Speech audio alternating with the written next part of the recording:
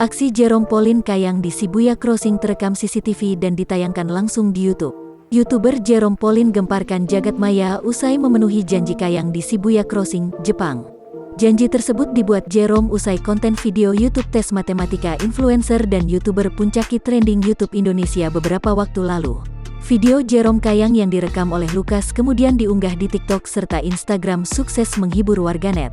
Usai video Kayangnya dibagikan ke media sosial, Jerome baru menyadari bahwa aksinya juga terekam jelas oleh CCTV.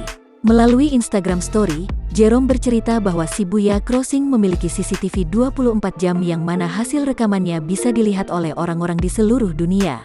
Jerome lantas membagikan tangkapan layar rekaman CCTV di YouTube FNN saat dirinya Kayang di Shibuya Crossing. Walau berhasil memenuhi janji hingga membuat warganet Indonesia terhibur, Jerome tak menampik jika dirinya juga malu melakukan hal tersebut.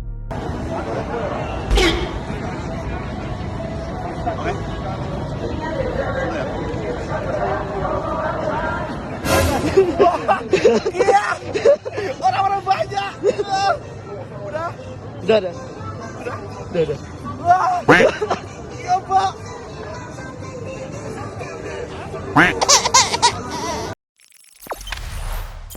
Jangan lupa subscribe, share, komen, dan like ya.